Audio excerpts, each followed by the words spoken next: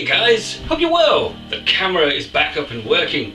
I have an OTG memory card reader, so I don't have to try and get the stuff off of my camera anymore. I can just take out the card. We won't have any of that slow motion blurry word stuff anyway, so thank you patrons, because you guys helped buy this, so it's awesome. Anyway, we're doing a video, a bit of an experiment, a bit of fun, and what we're going to be making is what I'm calling poor man's Prosecco, or poor man's champagne if you want to be fancy. Either one will work, because they're basically the same thing. Basically, except they're not made in the Champagne area in France, and it's made very slightly differently. Prosecco is made by the tank method, the most common way of making, wine. So it's also a cheaper way of doing it. That's why Prosecco is cheaper than champagne, and plus it doesn't have the name champagne, so just bear that in mind. Now this actually came from a night out where I went to a trendy wine bar. Oh yes, me looking classy, sure. And we got these kind of cocktails and they were okay. Some type of weird summer fruit martini that was not a martini or summer fruit, but that doesn't really matter. We got these Prosecco shots and I was drinking this Prosecco and going, do you know what? This doesn't taste like anything. I've made weird brews that taste much better than this, so I thought I would try my hand at making a cheap and easy Prosecco that tasted nice. That is the plan. Now, it's actually pretty cheap. We can create a gallon batch of this for, this costs £3 because, well, we need some grapey concentrate. We could try and use grape juice, but that actually works out more expensive than buying a white grape concentrate. Then, because Prosecco is supposed to have fruity notes, I'm going to be using some tea. So this is kind of like a tea wine, but it's not, because this is only subtle notes. And I've picked up raspberry and peach, because, I'm cool. And it's naturally caffeine free. And of course, we're going to need some good old sugar to boost this up, because we're not craft brewers, we just want cheap, tasty booze. It's a good plan. Now, I have many stacks of yeast, and I was thinking about using a turbo yeast, but at the same time, it is really quick, but you do sacrifice a bit of the quality. So, I'm going to be using my sultanine yeast, because it gives fruity characteristics, which is pretty cool. You can use an all-purpose wine yeast if you want, because we have the raspberry and peach, but since I have the sultanine yeast, which is fancy and low temperature fermenting, it also gives off these really tasty fruity notes, and that's exactly what I want in my sparkling wine. That's pretty cool. So, enough talking, let's do this. So just for a change, I've actually got my 5-litre water container, because this guarantees we get 6 bottles and you don't have to top it up with water, because that was always a pain. So I've got my 5-litre water container filled with bleach and washing up liquid. It's sterilizing away. So we're going to begin with a measuring jug, because, well, we need to make some tea. Now the longer you steep your tea, the more flavour you're going to get. So it's best to start off with boiling water and let it go cold naturally, just so you know. So 40 tea bags sets you back about £1. It's not bad at all, and they actually smell pretty damn nice. Lots of a little bit of peach and quite a lot of raspberry.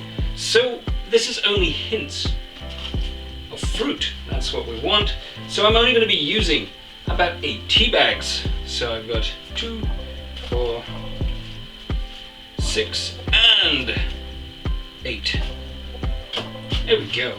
And I've got plenty left over in case I get hungry and need a tea bag snack. Now in goes my 1 litre of boiled water.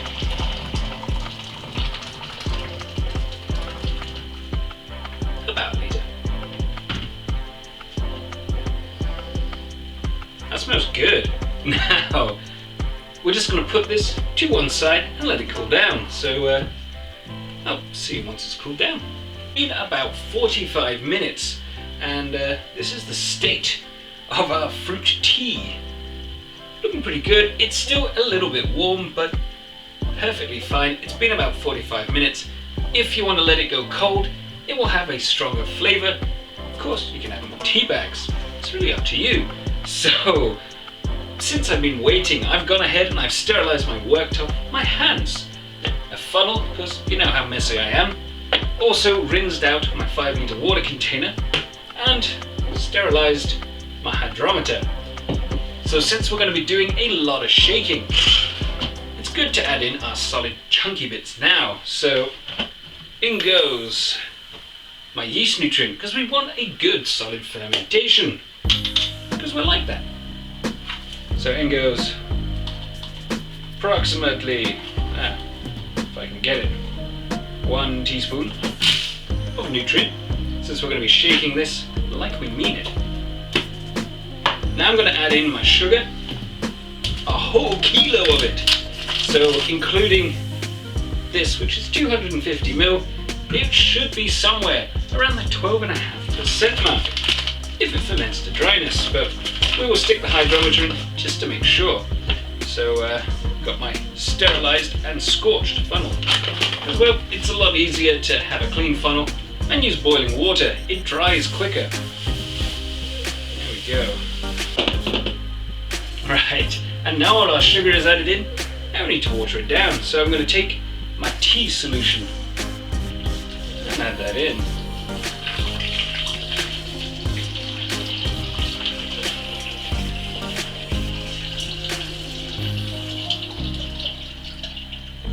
And since I'm going to need at least another litre, because we need more liquid to dissolve a kilo of sugar, I might as well just put a litre in here, since it's already clean.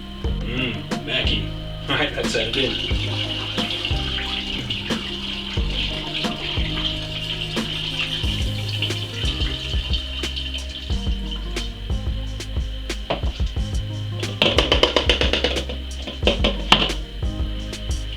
In goes our lovely white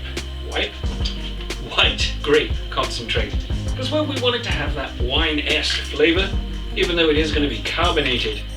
So the main flavor, can't speak today. So the main flavor is going to be carbonation, but might as well have a lovely taste of wine in there. Of course, I'm going to rinse this out as well. So we need the lid.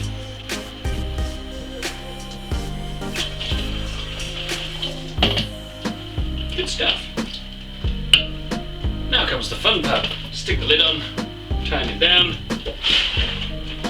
and dissolve the sugar. This could take a minute.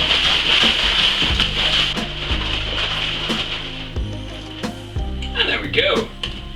Looking like a milkshake.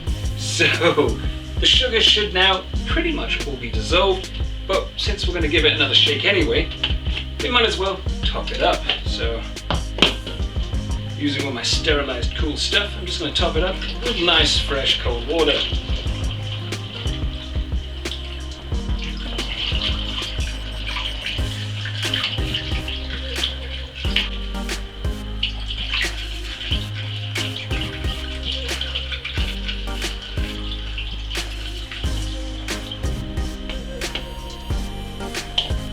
Right, so again, gonna give it another shake, and I'm gonna leave it for a few minutes for this foam to die down, because well, it's not really good for taking hydrometer readings.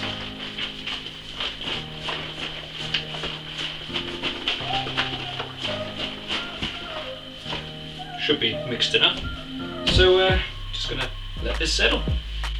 So it has cleared up pretty nicely. I mean, it's still got a bit of foam on the top, but it's going to take a while for this to go through. It's already been 15 minutes. So what I'm going to do is I'm going to put the hydrometer in now while it clears, because well, I can. And still pretty high. So the thing about Prosecco is, well, usually when we crack open a bottle, it's very, very light in color.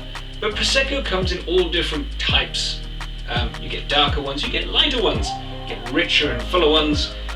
It's just like wine, there's so many different types. So this color isn't necessarily a bad color. Most of it came from our fruity extracts, mainly the raspberry, but it's the flavour that we're interested in. I pretty much don't care how it looks, as long as it tastes good. And that's pretty much what we're going for. And it still doesn't look too bad. It looks a lot like our little wine experiment, which funny enough has been bottled up, and I'm just waiting to give it a fair chance. There's no point doing a bottling video because, well, there's nothing to see. You've seen me bottle up before. So this should be a very interesting brew. Should be very interesting. Where are we? Alright, cool.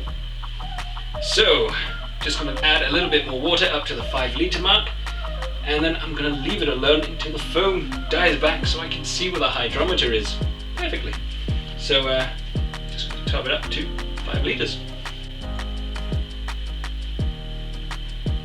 So after about 20 minutes of waiting, the foam has died back. We can finally read the hydrometer, and it is right at 14%. That's pretty cool.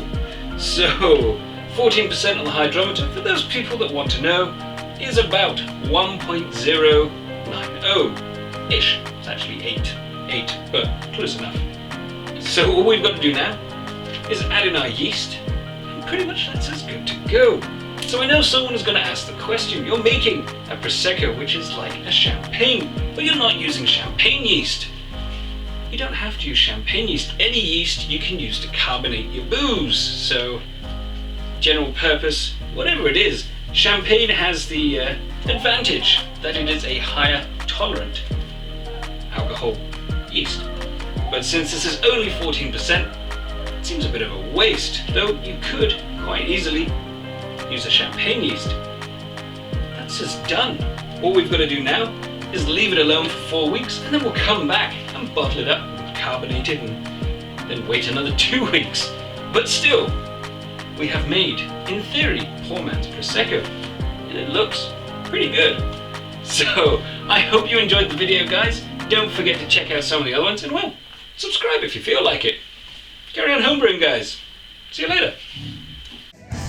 So I just want to take a second to thank my patrons. They're helping me grow the channel, upgrade my equipment, all of that fantastic stuff. And as a thank you to them and for future patrons, I also do 4 Patreon-only videos per month. So it's pretty handy if you want a little bit extra.